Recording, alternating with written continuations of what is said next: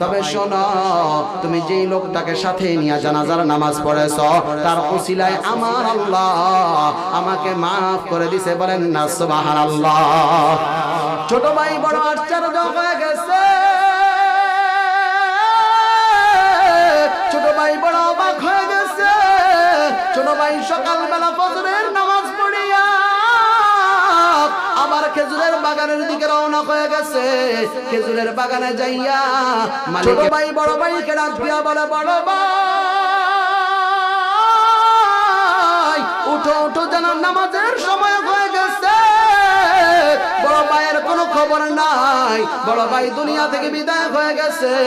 ছোট ভাই এবার বড় ভাইকে সুন্দরভাবে গোসল করাইয়া কাফনের কাপড় পরাইয়া আশেপাশে দেখে তাকাইয়া আশেপাশে কোনো মানুষ দেখা যায় কিনা।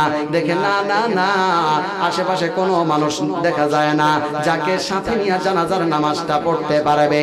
হঠাৎ করে খেয়াল করে দেখতেছে দূরে একটা খেজুরের বাগান দেখা যায়। ছোট ভাই হাঁটি হাঁটি পা পা করে খেজুরের বাগানের দিকে রওনা হয়ে গেছে। খেজুরের বাগানে যাইয়া দেখে খেয়াল করিয়া একজন মালি কর্মচারী খেজুরের বাগানের মধ্যে কাজ করতেছে। ছোট ভাই ডাক দিয়া বলে, মালি ভাই তোমার কাছে আমার একটা আবদার। মালি ডাক দিয়া বলে, কি বলবা বলো। ছোট ভাই বলে, শোনো, আমার বড় ভাই দুনিয়া থেকে বিদায় হয়ে গেছে, আমার বড় ভাইয়ের জানাজাটা পড়ার দরকার। মালি ডাক দিয়া বলে, ছোট ভাই আমি নামে মুসলমান কামে মুসলমান নই, জানাজার নামাজের মধ্যে দাঁড়া দাঁড়া কি দোয়া দুরূদ পড়তে হয় আমার জানা নাই। ও চাঁদপুরের মুসলমান ভাই, দুঃখ রাখার জায়গা নাই। এমন অনেক মুসলমান ভাইরা আছে বাবার জানাজা সামনে নিয়া, বাবার লাশটাকে সামনে নিয়া, মায়ের লাশটাকে সামনে নিয়া কি কি দোয়া পড়িয়া বাবা আর মাকে শেষ বিদায় দিবে। এমন কপাল পড়া সন্তান আছে না নাই? ছোট ভাই ডাক দিয়া বলে, মালি ভাই তোমার কোনো কিছু পড়ার দরকার নাই, আসো আসো, আমি নামাজের মধ্যে যা যা করব তুমিও তাই তাই করবা। মালি রেডি হয়ে গেছে, রাজি হয়ে গেছে, রওনা হয়ে গেছে। ছোট ভাই মালিকের সাথে নিয়া বড় ভাইয়ের জানাজা পড়িয়া বড় ভাইকে দাফন করিয়া ছোট ভাই আরেকটু সামনে অগ্রসর হয়ে গেছে। রাত্র হয়ে গেছে, ছোট ভাই তাঁবু টানা ঘুমায় গেছে। তাঁবুর স্বপ্ন রাতের বেলা ঘুমাইতেছে। স্বপ্নের মধ্যে বড় ভাইয়ের সাথে দেখা হয়ে গেছে। বড় ভাইকে ডাক দিয়া বলে, ভাই তুমি তো মাত্র দুনিয়ার জীবন থেকে বিদায় নিয়ে আখিরাতের জীবনে গেলা। ও বড় ভাই তোমার কাছে আমি একটা জিনিস জানতে চাই, আমার আল্লাহ তোমার সাথে কেমন আচরণ করেছে। বড় ভাই ডাক দিয়া বলে, ছোট ভাই আমার জীবনে এমন কোন আমল নাই যে আমল দ্বারা আমি আমার আল্লাহর আযাব থেকে রক্ষা পাই। তবে শোনো, তুমি যেই লোকটাকে সাথে নিয়ে জানাজার নামাজ পড়েছো তার উসিলায় আমার আল্লাহ আমাকে মাফ করে দিছে। বলেন না সুবহানাল্লাহ। ছোট ভাই বড় আশ্চর্য হয়ে গেছে, ছোট ভাই বড় অবাক হয়ে গেছে। ছোট ভাই সকালবেলা ফজরের নামাজ পড়িয়া আবার খেজুরের বাগানের দিকে রওনা হয়ে গেছে।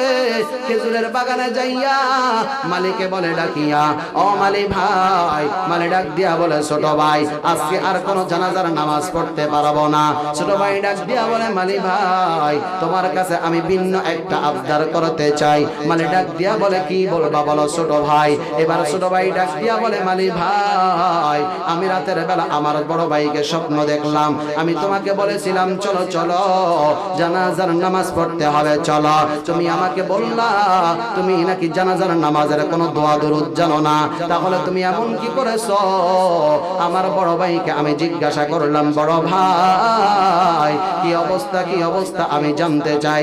আমার বড় ভাই ডাক দিয়া বলে, ছোট ভাই শোনো, তুমি যেই লোকটাকে সাথে নিয়ে জানাজার নামাজ পড়েছো ওই লোকটার উসিলায় আমার আল্লাহ আমাকে জান্নাতের মেহমান বানায় দিছে। ছোট ভাই ডাক দিয়া বলে, মালি ভাই তুমি এমন কি করেছো বলো। এবার মালিক ডাক দিয়া বলে ছোট ভাই আমি যখন তোমার পিছনে জানাজার নামাজের মধ্যে দাঁড়াইলাম আমি আল্লাহু আকবার বলিয়া যখন হাত বাঁধলাম হাত বাঁধার পর তাকে দেখি তোমার জামিগুলা লড়তেছে তোমার দাড়িগুলা লড়তেছে তুমি জানাজার নামাজের মধ্যে কি দোয়া জানি পড়তেছ আমি তো কোনো দোয়া জানি না আমি আমার আল্লাহকে ডাক দিয়া বললাম আল্লাহ তারা দুই ভাই আমার এলাকার মেহমান হয়েছে আমার নবী বলেছেন কেউ যদি তোমার মেহমান হয় 3 দিন পর্যন্ত মেহমানদারি করাও মালিক ডাক দিয়া বলে ছোট ভাই আমি তো কোনো দোয়া দুরূদ জানি না আমি আমার আল্লাহকে ডাক দিয়া বললাম আল্লাহ তারা দুই ভাই আমার এলাকার মেহমান হয়েছে তাদেরকে মেহমানদারি করানো আমার দায়িত্ব কিন্তু আল্লাহ আমি তো গরিব মানুষ অসহায় মানুষ তাদেরকে মেহমানদারি করানোর মতো আমার যোগ্যতা নাই তবে আল্লাহ তাদের দুই ভাইয়ের মধ্য থেকে বড় ভাই তোমার দরবারে মেহমান হয়ে গেছে আল্লাহ তুমি তাকে তোমার শান অনুযায়ী মেহমানদারি করায়ো ছোট ভাই ডাক দিয়া বলে মালি ভাই আর কিছু বলার দরকার নাই আমার আর বুঝার বাকি নাই আমার আল্লাহ তোমার এই কথার কারণে তোমার এই দোয়া কবুল করিয়া আমার আল্লাহ আমার বড় ভাইকে জান্নাত দ্বারা মেহমানদারি করাইছে একটু জবান করে আওয়াজ দিয়ে বলেন না সুবহানাল্লাহ